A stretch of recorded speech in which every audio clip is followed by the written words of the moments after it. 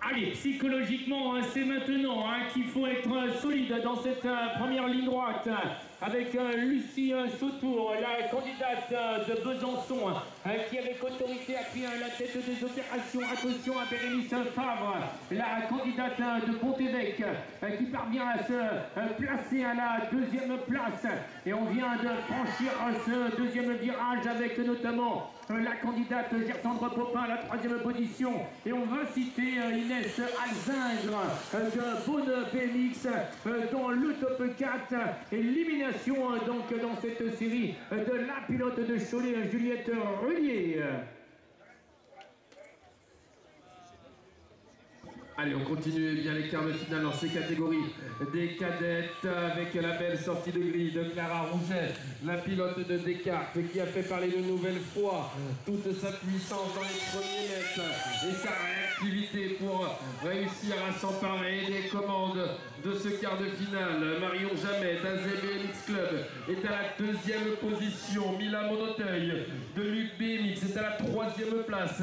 Et pour le moment, la quatrième position elle est obtenue par Louise Potier de Évreux BMX. On aura tout tenté avec Méline Vidélo et malheureusement on s'arrêtera au quart de finale.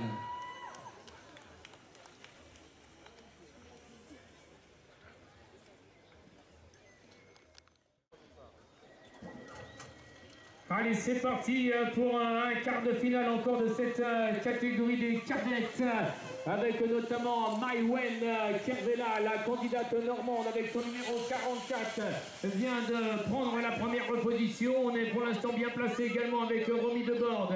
C'est Greg Côte d'Armor avec son numéro 62 qui engage cette rythme session à la deuxième position, alors que Lina Guinedo fait l'effort ici devant nous pour obtenir la troisième place. Il reste encore une ligne droite, un virage, et la quatrième place, mesdames et messieurs, elle est enlevée éventuellement par Eve Giraud pour Montélimar BMX Racing. Allez, le quart de finale 419 est décalé. On passe maintenant à la catégorie des garçons, les cadets garçons avec Zachary Nel, Jules Torres et Zion Lemay. Ces trois pilotes impressionnants toute la journée. Est-ce que c'est ces trois pilotes qui vont sortir en trois premières places? Oui, mesdames et messieurs, je vous le confirme avec Zachary Nel, Jules Torres et Zion Lemay dans cet ordre de passage. Avec Zion Lemay, bien qui ose dans le deuxième virage prendre à l'appui avec un max de speed à la quatrième place. C'est Maxime Kerjean de l'équipe Avenir Nouvelle-Aquitaine qui va lui aussi aller chercher une place pour les demi-finales.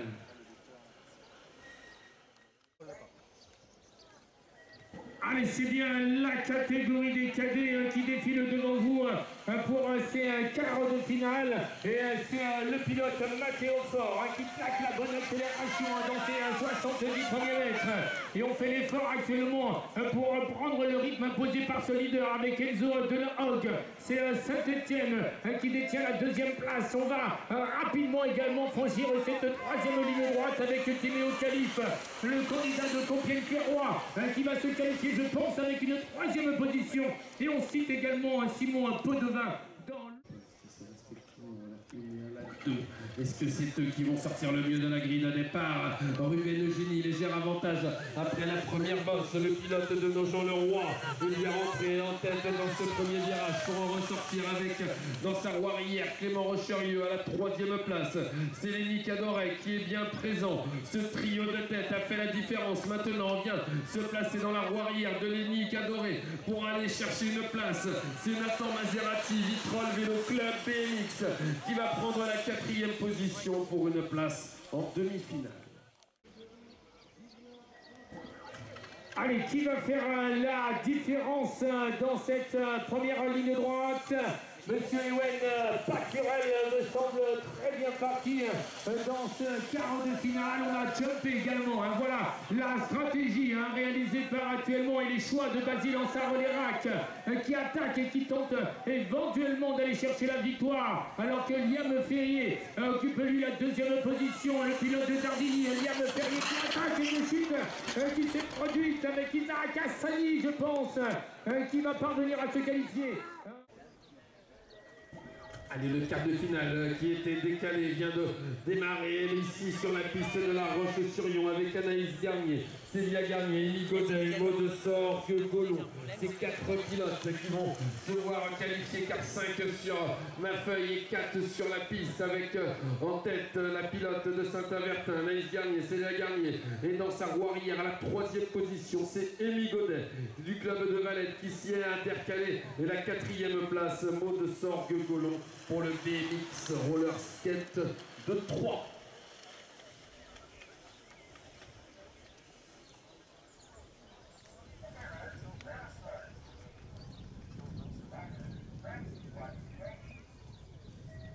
Allez, on vient de libérer maintenant ce premier quart de finale de cette catégorie des juniors femmes avec Léonie Gruard, l'équipe d'Aubervilliers 93, avec cette candidate qui prend donc les devants sur Tiffaine Rullier, la candidate Choltaise, bien placée donc pour se qualifier, ainsi également que Émilie Rose, la pilote de l'équipe à venir de la Chapelle-Saint-Denis, qui tient sa place actuellement avec également Elena Viergues du club d'Aveyron BMX qui je pense va terminer son tour de piste avec une 4e place.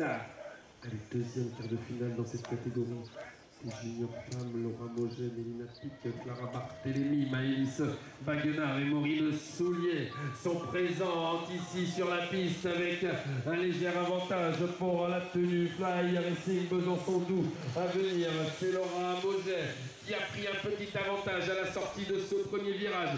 Petit enroulé délicat, mais on reste sur le vélo avec Clara Barthélémy. Saint-Michel-Aubert, Illier 93 est à la 2e position. Derrière, c'est Mélina Pic qui assure la 3e place. Et c'est Maureen Soulier du BMX Club de Limoges qui va aller chercher la 4e position dans ce quart de finale.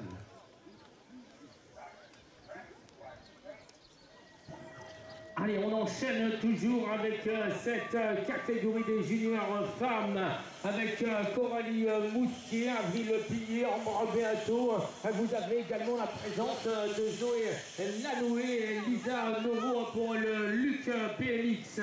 Et c'est l'équipe BMX Club Sarion avec Coralie Moustier qui tente d'aller chercher la victoire de son quart de finale. Et on retrouve actuellement à la 2e position Avril Pillier et Ambre Beato à la 3e place. Voilà l'ordre de passage à la sortie du dernier virage. Et vous dire actuellement que la 4e place sera éventuellement attribuée à Zoé Lanoué.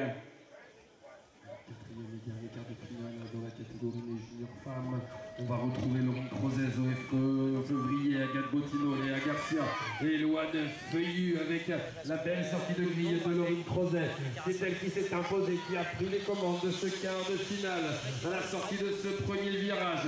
À la 2e position, délicat, ça s'accroche un petit peu. Zoé Fevrier, un petit BMX, un petit temps enroulé norvégien, mais on arrive tout de même à rester sur le vélo avec en 2e position Agathe Bodino de l'équipe à venir des Pays de la Loire qui est bien parti pour s'assurer une 3e position et la 4e place. On parlera de Éloane Feuillu de l'Union BMX 95. Allez, quart de finale maintenant de la catégorie des juniors avec monsieur Arthur Chavanon, la division nationale USPR BMX Fly Racing est à l'honneur donc dans ce tour de piste. Et la 2e place c'est Tom Van Int, eh bien, qui l'occupe à la milieu de parcours. Et derrière on est au coude à coude et on serre les dents pour aller chercher et défendre éventuellement une place qualificative avec Maxence Sebet qui sort de ce virage à la 3e position. Et on s'est touché. Il y a eu du contact malheureusement pour aller chercher la 4e place. Et elle va... de Tom Petitsky, le club de Sarian de Kylian Oreille et la DLBMX Centre-Val de Loire de Noiselle. C'est la tenue de Maxime Habert, bien placé au couloir numéro 1, qui a fait la différence et qui prend les commandes, relégant à une 2e place. Michael Guitare, Tom Petitsky est en délicatesse, mais il arrive tout de même à conserver sa 3e position, la 4e place. On va s'imposer dans le dernier virage, mais qui va s'imposer? Eh bien c'est Noiselle qui va s'imposer pour aller chercher une 4e place, à moins que sur le finish Adam Aubin est venu prendre la 4e place.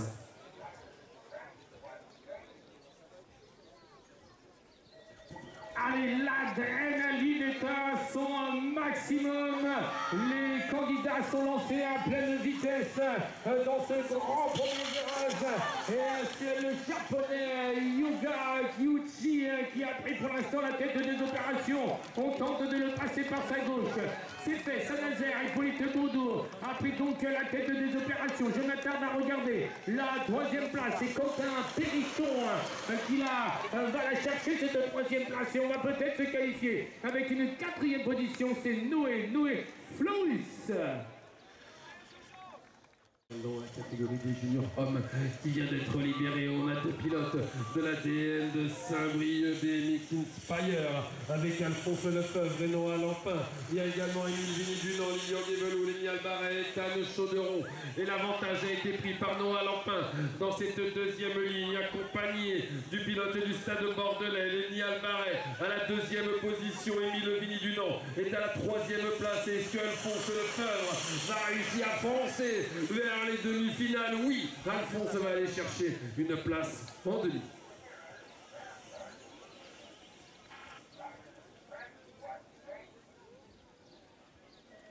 Allez, place maintenant à la catégorie des élites femmes.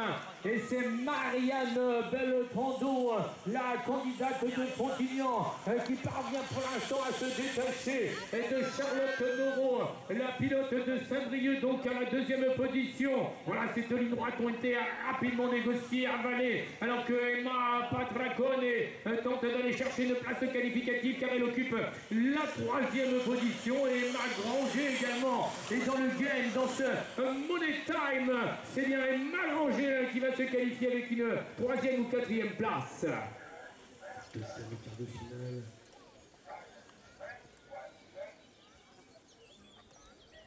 Allez, Christelle Boivin, couloir numéro 1, Charlotte de Volder au couloir numéro 2. Charlotte de Volder a pris un léger avantage à la sortie de cette première ligne. C'est bien Charlotte de Volder contre Custom Racing qui est aux avant-postes. On est venu s'intercaler à la deuxième position avec Emma Joutot et les Pays de la Loire à la deuxième place. Troisième position, c'est bien Christelle Boivin qui est là avec Céline Denary du Stade Bordelais à la quatrième place. Est-ce qu'on va revenir dans les derniers mètres? Elsa Maruccini qui est venue s'imposer avec autorité dans ce dernier virage pour aller chercher sa place en demi-finale.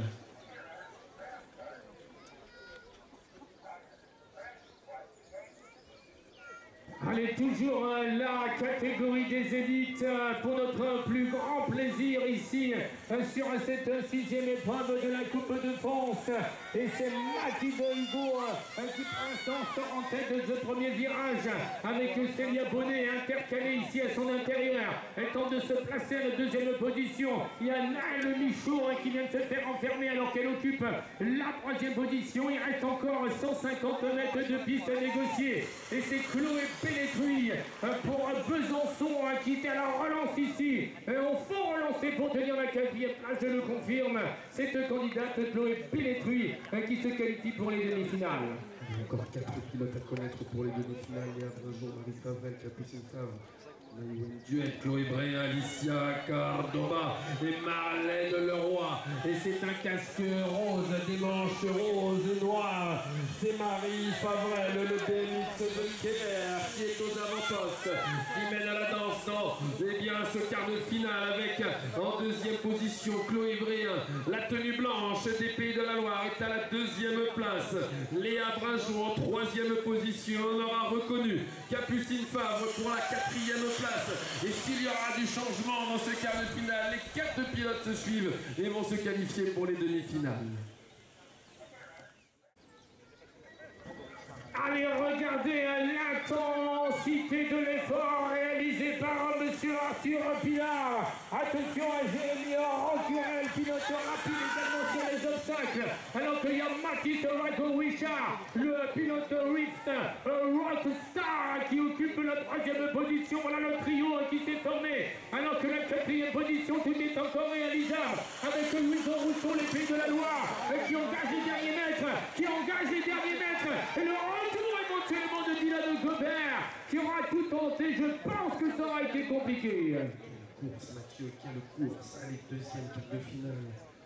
Retrouver Romain Maillet au couloir numéro 1 et la puissance également sur le centre de la piste de Léo Avril. Romain Maillet, Léo Avril, la puissance de ces deux pilotes avec Léo Avril qui sort avec 2-3 vélos d'avance sur Romain Maillet qui engage la poursuite avec en 3e position Tristan Tournebise à la 4e place.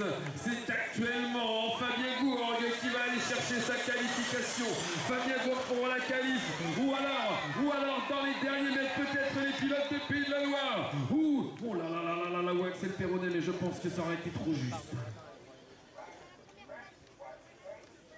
Allez, c'est parti, on va encore vivre des émotions sur cette piste de BMX. Bien sûr, pour les grands quarts de finale de cette épreuve de Coupe de France. Et c'est monsieur Vincent Pelluard qui parvient à produire son effort à puissance, à vélocité. Voilà ce qu'il développe actuellement dans ses 2 premières lignes droites. Et c'est Sylvain Darnan, le pilote de Compiègne-Pierrois, qui occupe la 2e position. Et on est bien placé avec Melvin Tremblaine. C'est l'UPT, l'Union BMX et Vaucluse, qui va se qualifier. Et également Land BMX Auvergne avec Thomas Jouve. Le dernier quart de finale à l'intérieur. La journée à la 3 en couloir numéro 4, c'est Hugo Marzalek. Sur son extérieur, on a Chris Aldo. Et c'est sur les intérieurs qu'on est bien sorti de la grille de départ. Mais également Arnaud Chauvin, Chris Aldo qui a pris la roue arrière de Joris Daudet. Sur l'extérieur, c'est Tatiana Wilson pour Saint-Etienne BMX qui est maintenant à une 4e position car Arnaud Chauvin est venu se glisser à la 3e place, 4e place, c'est Hugo Marzalek. Beaucoup de changements. Allez, on va redonner l'ordre de passage. Joris Daudet suivi de Chris Aldo, Arnaud Chauvin et en 4e position parlera bien de Hugo Marzalek.